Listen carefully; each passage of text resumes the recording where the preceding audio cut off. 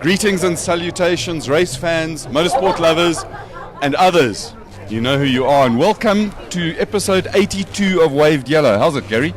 Colin? Glad you could make it. Good evening. You will see, we are Mr. joined. Iain James Pepper. Yeah, I see. You got two broken thingy-mabobs there. We're joined by the wrist man himself, the fastest, well, the most winningest father in the world at the moment, because Iain Pepper, your son Jordan, just won this weekend. You've got to be super proud. Yeah, what he did and the team did there at Bentley, they've had a lot of bad luck, and somehow this weekend it all came together and proved that car 107 is the car to beat. And this was the first pole position and the first win for the new Evo Bentley. It's got to be a huge moment in Malcolm Wilson's life and M Sport.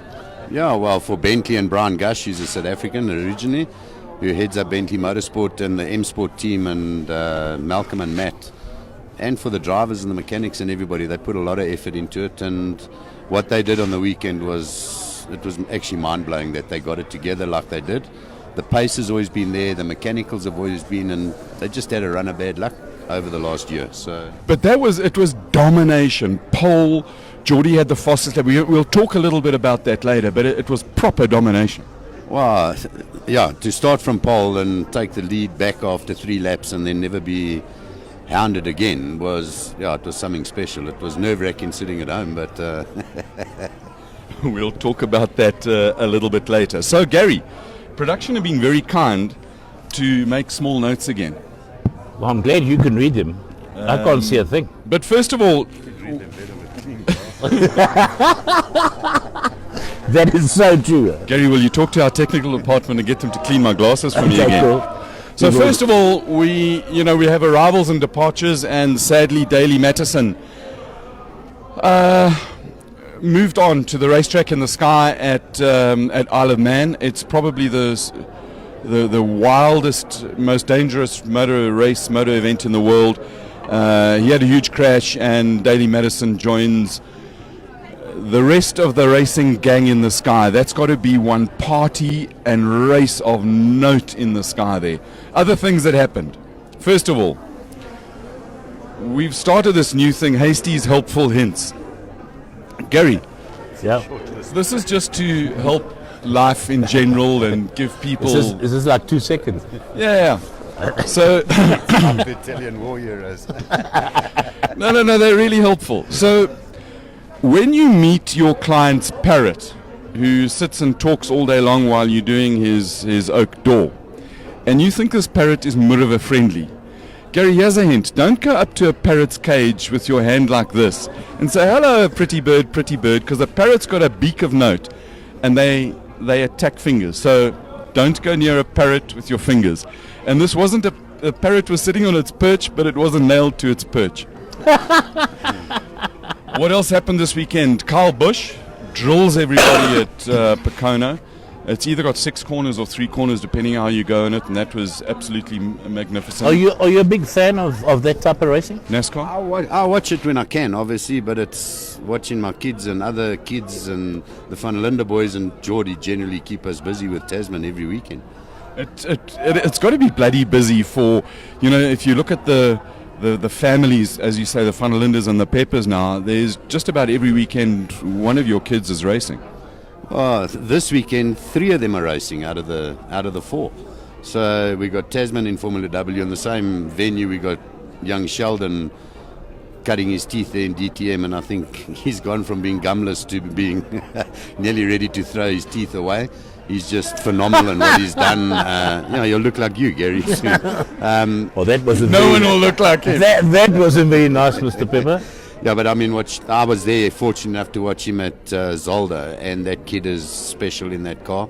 And then you got Calvin in Austria in the ADAC GT Masters. So what to watch, where to go, and split allegiances. If you're Sean van der Linde at the moment, what do you do? Well, Sean shows a lot of interest in my kids' stuff, and with Tasman and that. So we got Tasman and Sheldon on the same weekend. Fortunately, there we can choose and we can watch each of them. But then at the same time, we got to try and watch what Calvin's doing. Yeah. So it's hard. I mean, Sean and I spoke this morning on the phone, and we were trying to say how are we going to coordinate all of this. And last weekend, while the boys were racing in France, I've got my laptop going with the split times, the TV going. Sean's got the same thing in his house. And the SMSs are going and the WhatsApps are going to see what's happened, and this oak's made trouble and that's going on. So what would be cool, Gary, is one day... The proof is that Sean van der Linde is tech savvy, because... No, we know he's tech savvy. Yeah, but I'm just going because he never wants to be on the show with us. But you know the van der Lindes, they talk so much. It is, I mean, starting with Henny, and what would be really cool is to have like a watch party and get the both of you together with all the different connections. You need some serious fiber connections to get all the data down. I think what we should do at the end of the year after Kyalami, once all the season's finished, we should try and get the 3 kids together, and Sean and myself. Now that... Gary, that is a target. That is a target. Let's go for it. Will you get our legal and production and scheduling team to get onto that? You know, we're going to need a crew about 5 times bigger than what we currently got to be able to get all the microphones working and everything else. But we've got the crew, so they know they've got the crew. Talking about we've got the crew, and this is... Gary had a dream, and a long time ago, and this particular dream, he has many, but this particular dream was about live streaming.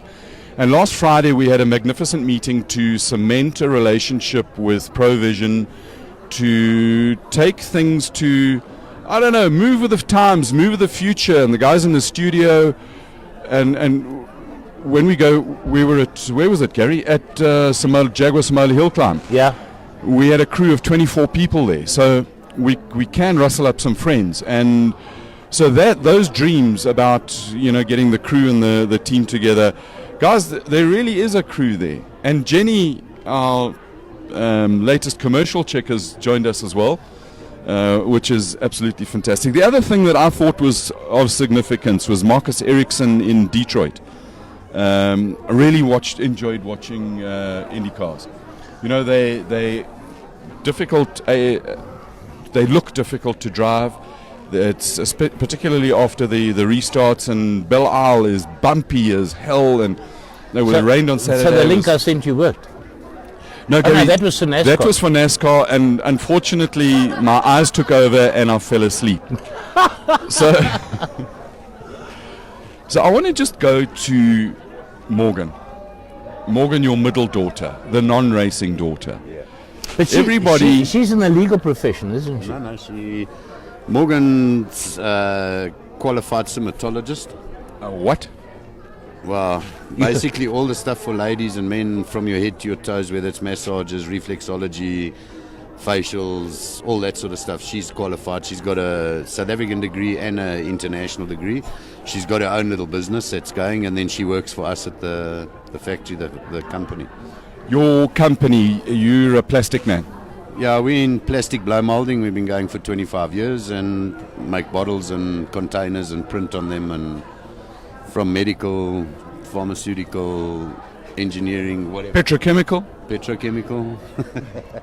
And you choose the companies that you work with, because clearly there's one oil company that nobody who's involved in motorsport wants to support anymore. You're not allowed to put fuel in there. He goes with his pet little hate. No, you're not, because motor racing is a family. Without support of the humans, and more importantly of I suppose financial backers, we kind of dead, and you need all of those bits of support to continue. Yeah, we do. I mean, it's sad to have lost them into motorsport, and well, both of them at the same time pulled out after years and years of involvement. It's a big loss to motorsport in general. But motorsport survives. It's unbelievable, the cycles that it goes through, the highs and the lows, and here we are, we're sitting with probably the finest contingent of international drivers that we've had. We've got Stewie White on track. You know, if everything works out, he's on a path on the single-seater path to the top. You've got your kids on GT and single-seaters. You've got the Van der Lindes, you've got David Perrell, you've got, what's his name, Groger. They're kids all over the place. I'll tell you what, I don't think everybody in South Africa, and even me being that far involved with the kids internationally, know just how many South African kids are racing internationally and where they are. And we've left out some of the karting greats where Cristiano I've got to get it right, Morgado goes over and he's a perennial winner in the DD2s, and there's skill here. We've got serious talent for such a small country over the years, and unfortunately in our days of isolation was the days of Russell Wood and Greg Dreyer and those sort of guys on the bikes. I was very involved with Russell in those days with my involvement with Yamaha and the motocross and all that, and it was sad. Russell could have been a world champion. He went to Australia and kicked Mick Duane's ass. Russell had skills in many, many ways, and he had the crossover between cars and into bikes, and I think he was probably our world champion party animal of note. But on the track he delivered every single time, and he was a character. He was a great character. He's still a good friend of ours, and we still get on very well. We go bush bike riding, off-road bike riding together and all that sort of stuff still. So how's your bush bike riding going? Yeah, put the hands up and go like this. Iain, can you do this? The braces work, eh? How much does that hurt? You know, the worst thing that everybody said when they found out about it the next day after I did it and I got operated on after the National in Cape Town was two questions. How bad's the bike and how do you wipe your ass? So, how do you? Talent. Man of many, many, many skills. Just while Gary, you're on yes. Yeah, a couple of guys saying hi to Iain. Jackie Schreiber says, damn good idea, Iain. And then Greg Charman says, hi, Iain. And used to mechanic motocross bikes in the early 80s and late 70s for us. So, Mr. Charman, you do have a bit of talent. You didn't tell us that when you were talking to us. He's got many talents, Gary. That is also true, but the amount of people on here and everybody else, Mark Richard Berger says, hi, Mana, and another one, Joan Wary, sorry, Joan, also says, evening, hello, gentlemen, and so it goes on, and yeah, we've got the likes of the Van der Lindes online. I'm just waiting for one of the kids to jump online, then you can have a private conversation with Geordie. Come, Geordie, get online. Now, for those of you who don't know, Jordan and Sheldon and Kelvin live in probably it's got to be the fastest flat in the world in Germany.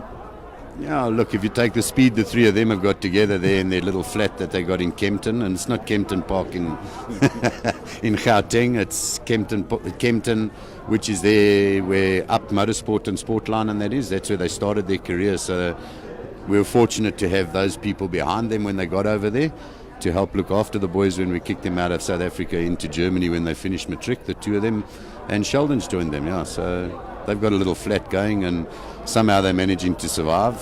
But they don't really. You talking earlier, you said that the first time they're going to be all together is around about August. I think the first time they spend a week together at the flat, a full week, is in August. They're there on a Monday, Tuesday type of thing, and then one's off this way and another one's off the other way, and somebody's got a commitment to go wherever. They're busy. It's not all just glamour. And they do a lot of training together. When they're together, they train together. So generally there's two of them all the time together, and they put a lot of effort into this. It's not just wake up and wait till go racing and stuff. The boys do a phenomenal job of keeping fit and whatever they have to do to stay ready to go racing. I have a question, because Calvin always talks about the sim thing and all that sort of stuff. Is there enough room in this flat that they've got for the simulator that they play with? Look, the sim that they've got is obviously it must be top level, but the amount of time that the kids, they've been to all these circuits, and the amount of time they spend on a sim before every race meeting is unbelievable. Okay. It's not just to go and play iRacing with your mates in South Africa. They don't do that. They go and sit there for 2-3 hours each at a time in a day, really? And they'll do a 2-3 hour stint on the simulator. Yeah. And they've been to the circuit before. So it's not just, they've got talent, they can drive a car or whatever the case is. They put phenomenal effort into this look. Because talent without hard work is just woulda, coulda, shoulda. And for every driver in, let's take a Blancpain, there's 70, 80 drivers there. There's another 7,000 or 8,000 who are desperately trying to get there. So if you don't put the work in, you're screwed. Well, if you don't put the effort in, and clearly the boys have done it at their age. I mean, Jordan and Calvin are 22. Sheldon, I think, is just turned 20.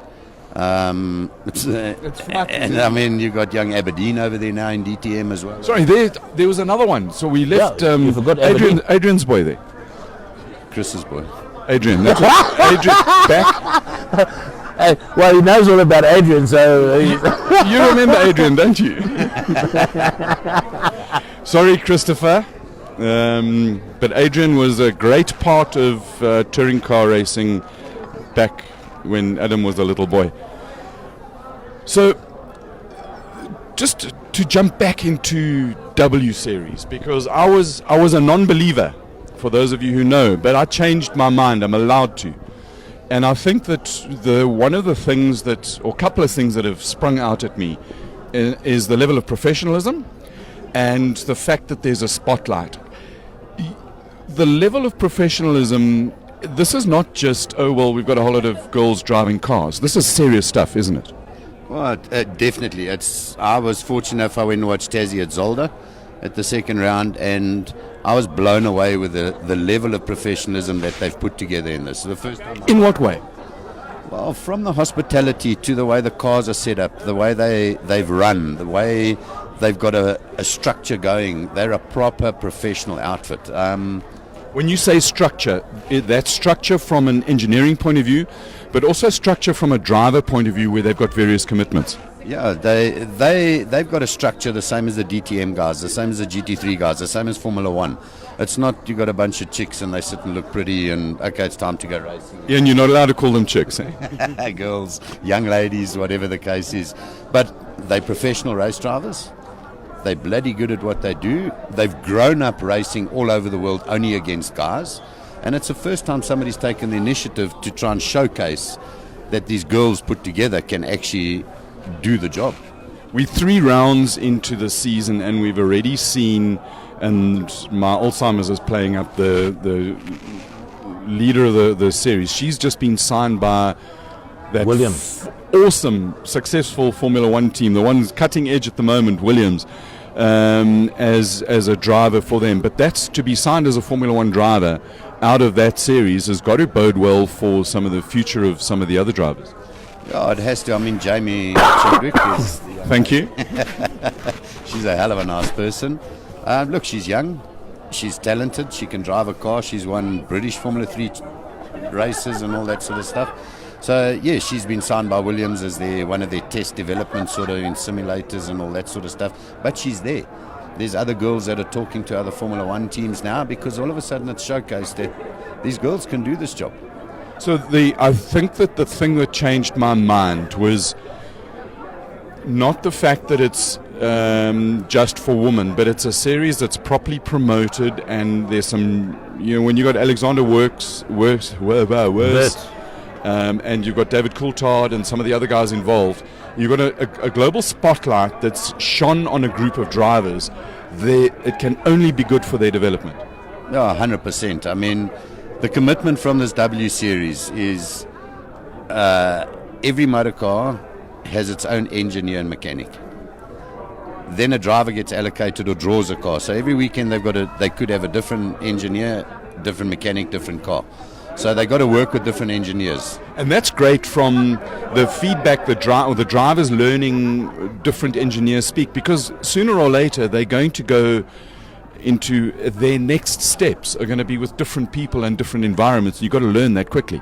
Yeah, you've got to. So they're dealing with a different engineer, different mechanic every weekend that they're going racing out of the 6 weekends that they're racing and testing and doing whatever they're doing. So I tell you what, the commitment and the funding, I'd hate to know what it cost, but it's there and it's not going away. This is not like A1 that was dodgy from the beginning. It's real. There's some real people and respectable people with reputations involved. 100%. There's guys like Dave Ryan that's the head boss there on putting it all together. You got Dave Coulthard as a spokesperson. It's phenomenal what they've put together. I was really blown away, and I've seen a lot of over the last 5-6 years of doing international with Jordan and them. I've seen proper run formula and series, and this is right up there with it. You've also seen some dodgy stuff in your life. I raced against you, Colin. You didn't see that one coming, eh? You say the nicest things, Iain. In the racing that you've done, what has been the most rewarding part of you, Iain, as a driver? Well, obviously winning SA titles. Back in the motocross days, I started as a youngster in the 70s. I grew up at a racetrack with my kids, with my dad, and them raced. My grandfather raced. I never met the man, but he raced while they were still in England after the war and stuff before they came out here. So yeah, we've got a long history as a family of racing, and we've grown up and just competing. How did Morgan escape racing? Morgan never escaped racing. Tasman started when she was 4 because she wanted to race. We were and still are very good friends with Roy and Tanith Gardner. So we used to go and watch Tanith karting, and Tasman always wanted to do it, and went to Willem Roos's place to fetch a kart for myself in 95 to stay a little bit sharp. And he had 2 baby karts there that he bought. Oops. Yeah. And Tasman said, I don't have to wait till I'm 8. I can fit in that one. So I bought 2 of them and put my nephew and my daughter in it and went and played it. Aparama, some other guys saw it, and within 6 months, baby karts started in South Africa. But you still haven't answered the question about Morgan. Morgan is probably the most knowledgeable person in our family about motorsport in the world. From when she was 2 years old, she used to sit and watch Grand Prix every Sunday with me with the Grand Prix. She's middle kid, so first there's Tasman, then Morgan and Jordan. Yeah, Tasman's 28, Morgan's 26, Geordie's 22. So yeah, Morgan can tell you anything about motorsport around the world. She will know who's driving. When she was 2, she could tell you who Senna was, who Prost was, who Mansell. And who was her favourite? Senna. And yours? Senna. Okay, so I interrupted, as I sometimes do, Always Gary. do. You Yeah, told yeah, me yeah. don't interrupt. Yes. So Morgan, yes. Morgan was never kept out of racing. It was her choice not to race. She came to me one day and said, Dad, she wants to race. So I didn't give her all of Tasman's second-hand stuff. We gave her new stuff. She did it twice. Tasman took her out about 5 times on a practice day, and Morgan came to me on the way home one night in the car and said, Dad, do I have to do this? And I said, no, baby, you don't have to do anything you don't want to do. And she said, okay, I don't want to race. So that's where she stopped racing. But she's a phenomenal indoor netball player. She's got her provincial colours for that. So she does her netball and that, and she supports the motorsport. But how cool is it that a kid at that young age can say, hey, listen, my big sister's doing all of this thing. I just don't want to do it. It doesn't blow her hair back. Look, fortunately, our kids were brought up that way because I've achieved in my life in sport, and Cheryl, my wife, and their mother, she's a provincial tennis player, and she's done it and been there and that. So we weren't ones that forced our kids and had to live our dreams through our kids. Do you think there are a lot of dads around the karting track that are living vicariously? I don't just say it's karting. It's karting, it's motocross, it's soccer, it's cricket, it's netball, it's hockey, it's whatever the kids are involved in. In our days, some people, we weren't fortunate enough to do it, so now you've made a bit of loot and you can let your kids do it. But I think it's the biggest downfall of kids getting further in their sporting careers because they get burnt out because of too much peer pressure from their parents. And the parents putting fear into them, and they end up doing the sport out of fear as opposed to the love and the passion that they have. And dads, don't push your kids too much. Just let them be kids and let them do stuff that they really want to do. Sorry, I mean... Look, my kids never got away with it totally. I just expected them on a weekend, if they're going to give 100%, I give 100%. If they're not into it on the weekend, tell me they're going to play with their mates at the back of the field. Then I know I don't have to do that. I can go and have a drink or whatever and let them just carry on. So but there's a difference between commitment and forcing. And there's a difference between you needing your kids to succeed because maybe you didn't, maybe they can succeed better than you. And we all hope our kids are better than us. But to support them in whatever venture that they choose and give as much as they give into that venture, isn't that the goal of a reasonable father? I agree with you 100%. I mean, we can give 100%. Do whatever we can afford or whatever, and we can allow them the time and afford them the time as a family to do it as a family thing when they're young. And as long as they give back the 100% that you prepare to put in, then that's all we ask for. The problem is there's a lot of parents who give 150% and the kid doesn't want to be there, whether it's kicking a soccer ball or riding a go-kart or... That's the guy shouting and screaming abuse from the sideline. Yeah, that goes a little bit further than that. I mean, I've seen fathers hitting their kids and stuff. Look, my kids knew that if they weren't doing it properly and I shook my fist on the side of the track, they concentrate a little bit more. That's the extent it went to. It never was... If it got to a stage where I'm going to get physical and start clapping them and screaming all day and that, then we might as well not be there. We must go find something else to do. Well, yeah, go and find another occupation apart from being a father. Yes, Gary? Question for Iain. Iain, in this whole process of going through your kids getting onto the international standard and actually that sort of stuff, how much support is given to people like yourself and your children from an establishment like MSA? Oh, Gary, go for the nerve. Hit it straight in the nuts. Right. Okay. As far as I'm concerned, the kids going forward to try and get international recognition and that, I don't believe that our local MSN, who's known as MSA, do enough for the kids going overseas or trying to cut their teeth over there. Okay. Yes, they do help by issuing them a license and granting them a letter to go and race type of thing. But genuinely, I don't think they do enough. They're trying to concentrate on running local motorsport and they've lost sight about international. What do you mean? There's a lot of information that comes out of the FIA, and MSA is our ASN, which is the national body, and they are the mini FIA or the FIA representative in this country. What could they do? Look, it's not just the FIA, it's the FIM as well for the motorcycle side of things. They don't pass on enough information that goes around worldwide. It's funny that our country seems to be the only one that doesn't get notified about this event happening, or they're doing this choosing of something for Formula, and we just, because we're stuck down in deepest, darkest Africa, I don't know. I cannot believe that they don't put enough effort into keeping ahead. There are so many youngsters going forward and proving that South Africans can make it, whether it's motocross, GT3 racing, single-seaters, whatever it is. MotoGP, because we forgot about the Binders and the Binder and what's his Wedendal. And all those oaks that are out there, the guys that are in the British championships and stuff.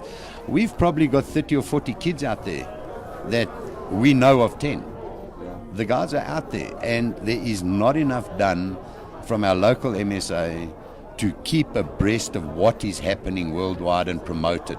We've proved we have the talent. Do you think maybe we need an Anton Roux? If you're watching, anybody knows Anton, give him a message. Gary, tag Yes. Anton there and tell him to watch. And Anton, we'd love to have you back again and ask you the hard questions, because you've had 100 days about, I think, if my That's true. mathematics That's true. is...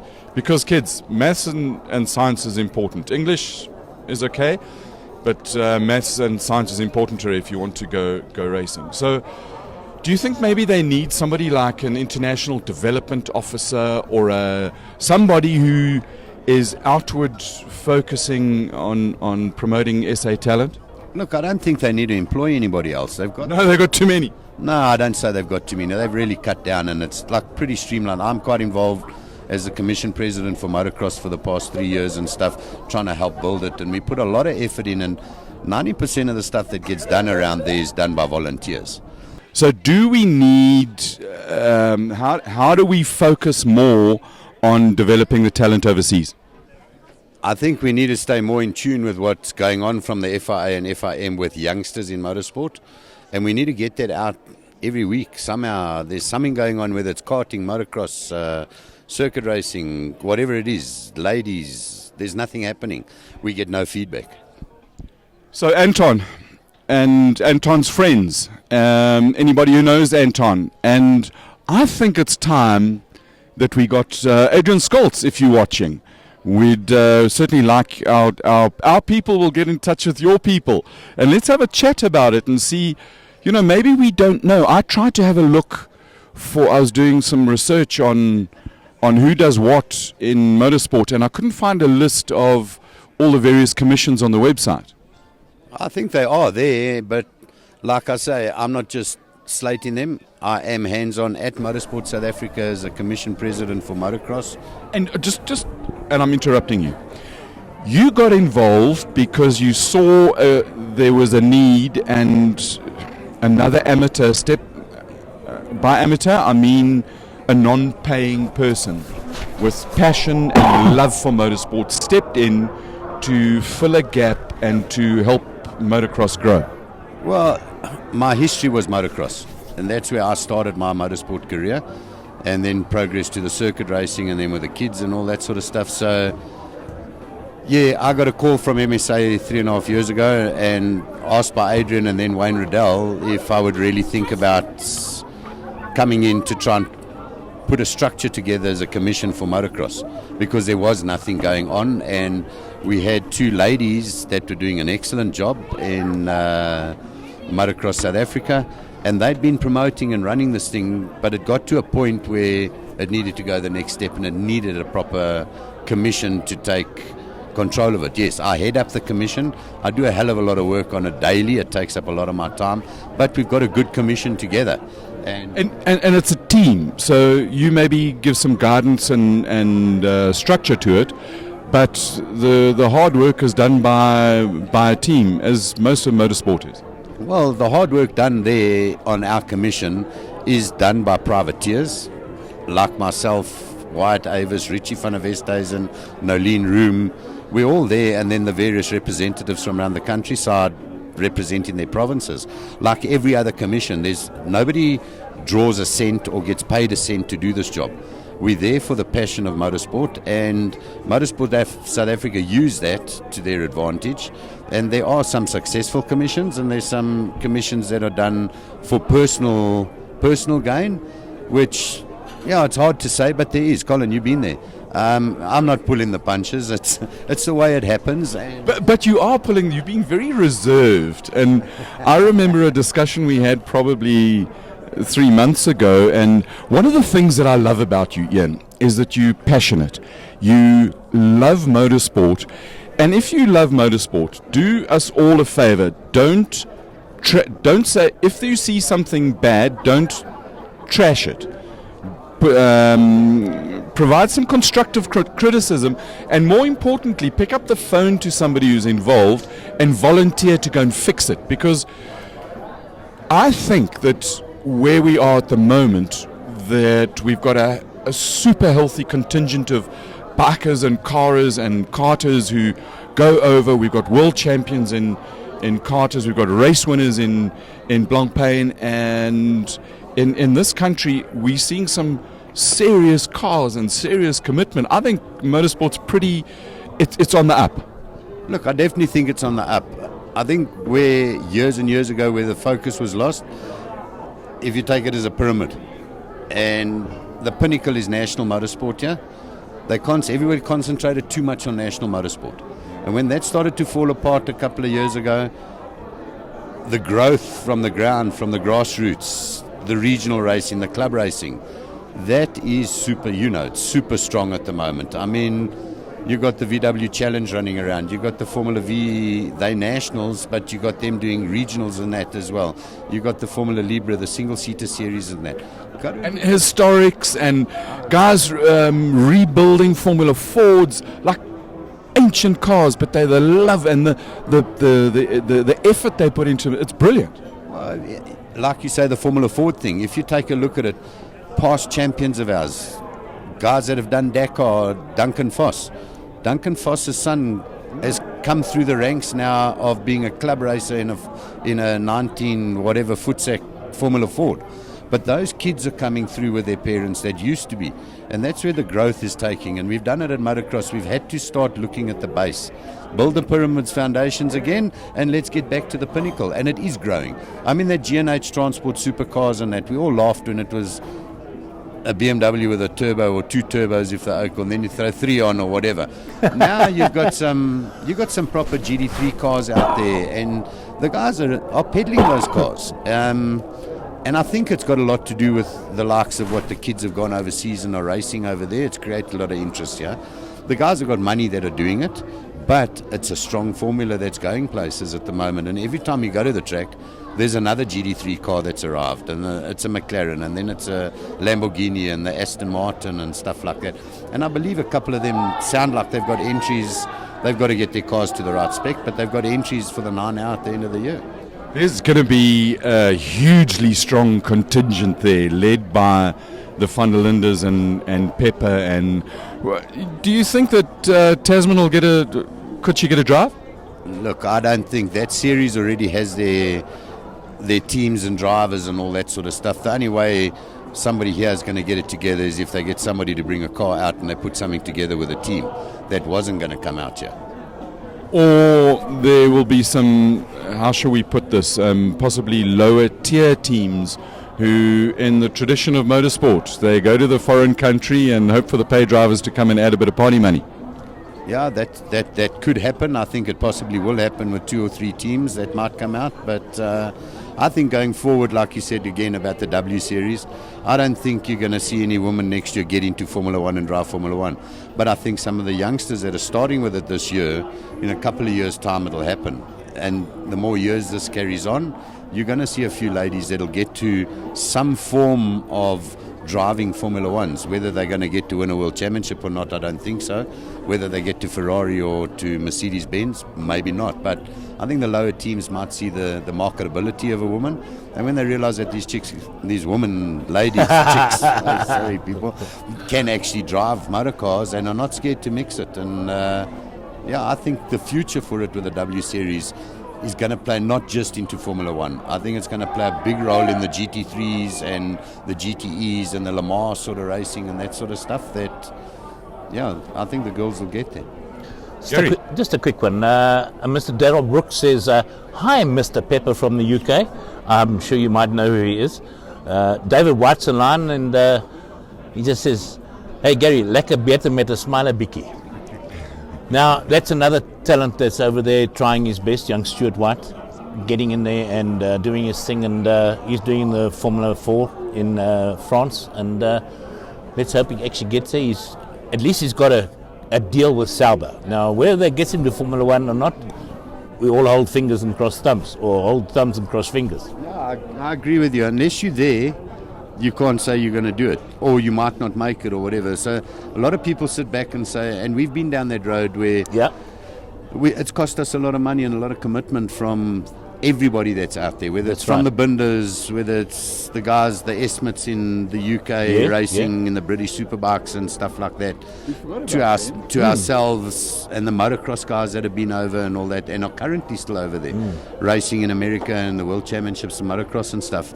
There's a lot of commitment from the families. There's a lot of money from the families and friends and sponsors that have helped and committed to getting to a point. So don't hold back. If you think, you cannot sit back in South Africa and say, well, if I took the chance and if I'd gone and if doesn't do it. You've got to go and put your neck on the line and you've got to take that big leap. And it is a big leap. Believe me, we've been down this road. And fortunately now, Jordan and them are employed. It doesn't cost us anything. He's self-sufficient over there, like the Van der Linde boys. They're doing quite well for them. I wouldn't say they're going to be multi-millionaires in a year's time, but they survive and they're doing it and they're living there. They're living their dream. They're living their dream. I could think of worse ways to make a living. I mean, a 20-something-year-old kid as a professional driver living in Germany, racing the world. What more do you want? You see, this is the politically correct Ian. Just it was about carbon fiber. Gary, hold it. It's carbon fiber, silicon, and unobtainium. Yeah, those are the three things that make, and math. Maths and science is important. Don't give up on school. Go to live in maths and science and learn trigonometry. Just a quick one. The people from Kyle Army are online and they're watching. So I've got to say, hello, Kyle Army. Yeah, I've got to say this. I'm the guy. I'm his sidekick. No, but in that, and we got the Kyle Army 9 hour coming up, and I want to make this announcement for the guys. Are you allowed to, Gary? Yes, I can. Are you sure? Yes. Have you got permission? Yes. Because legal told me we couldn't say it. No, what I'm going to say, they said I could say it. Because legal told me that if I said it, I was going to get a kick in the... No, but I'm not going to say the same thing you're going to say. Is he? Kyalami, we love you. Finest track in the world. Okay, now, for all of you that are interested out there, now listen to this very, very carefully. Focus on Gary, because Gary's focused Okay? as... There are a couple of cars that could possibly be eligible for the 9 hour. There's a couple of drivers that could possibly be eligible to drive in the 9 hour.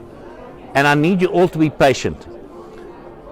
Kyalami, MSA, and South African Endurance Series will send out a post with emails to everybody to go to a meeting at Kyalami in roughly 14 days.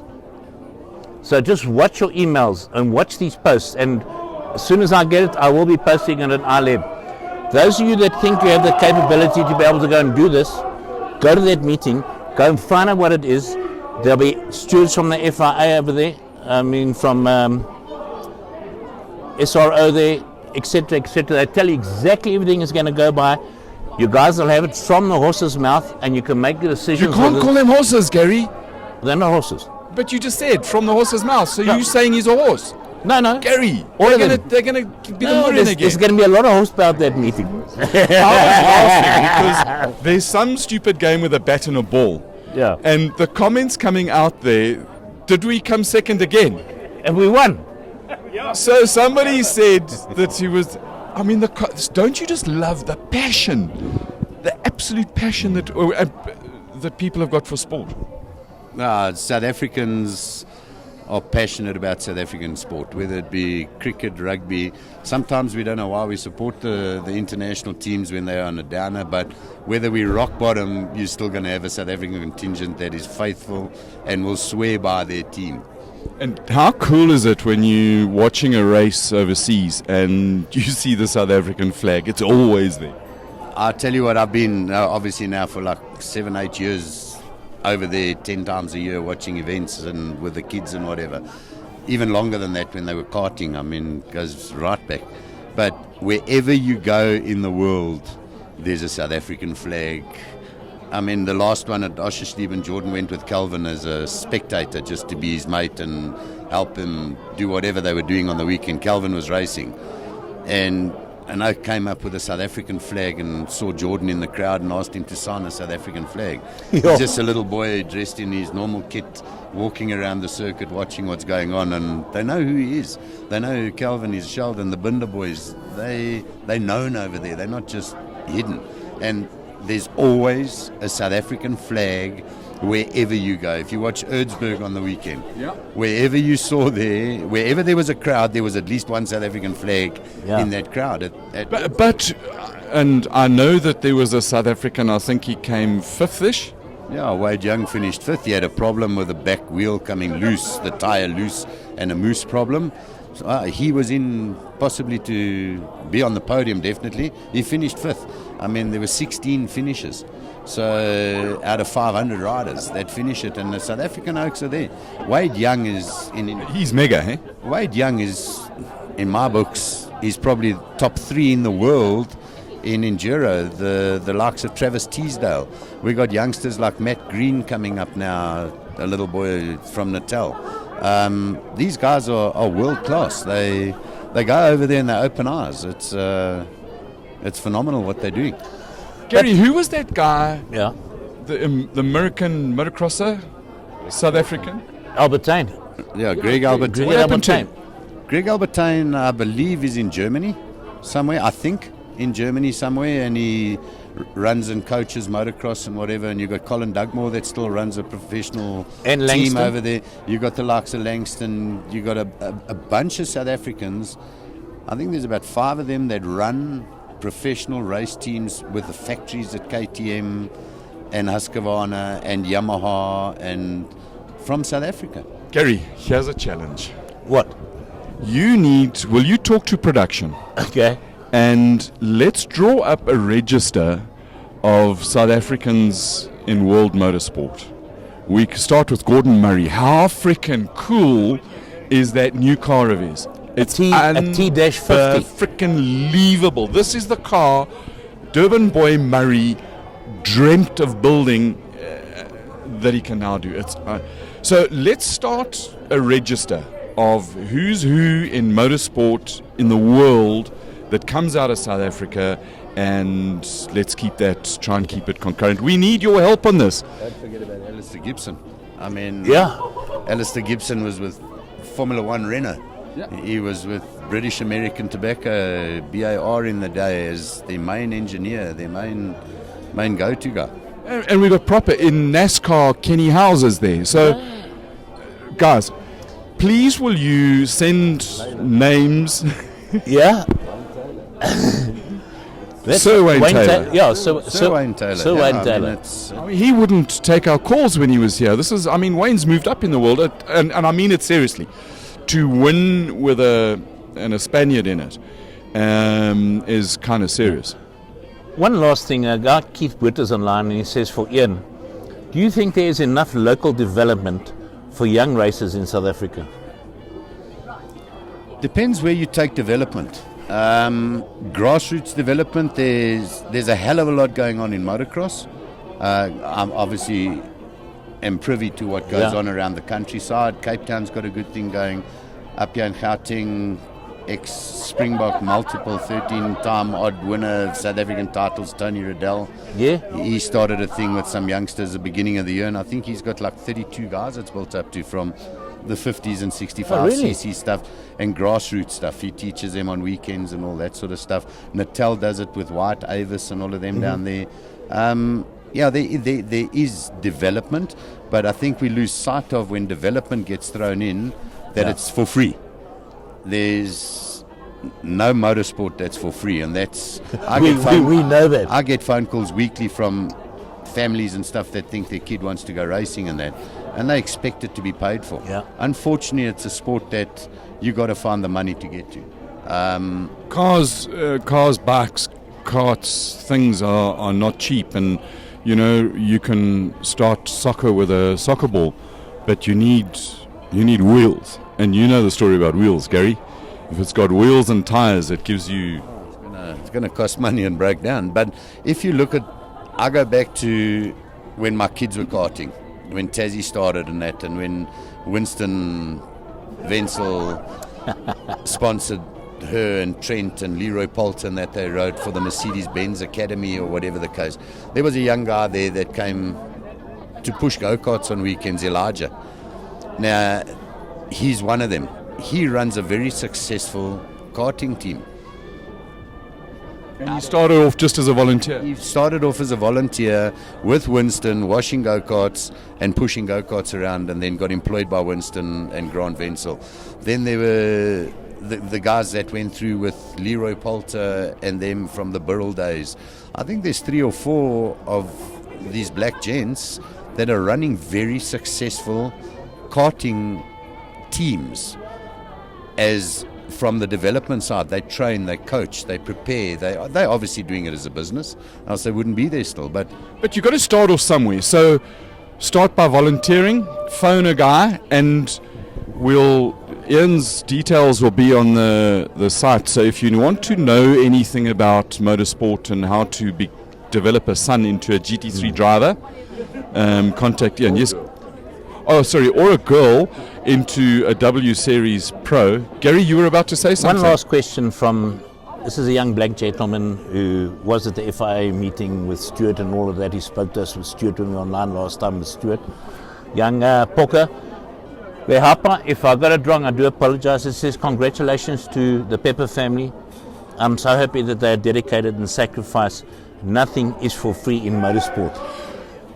Porker's got a story because, he is, I believe, an intern at MSA. Oh, really? So you know him? There's the story where you have a go, pick up the phone, say to somebody, in any successful sport, stuff doesn't come to you. You got to go out and hunt it and find it and do it. On that, Iain, I've got to do some stuff on the other side of the camera because it's nearly time to go. So thank you very, very much for joining us. I really appreciate it. Thank you. Anastas just says one thing, get Iain a beer.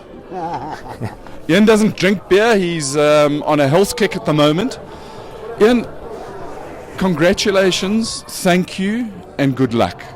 You traveling between yourself and your wife through the world supporting the kids.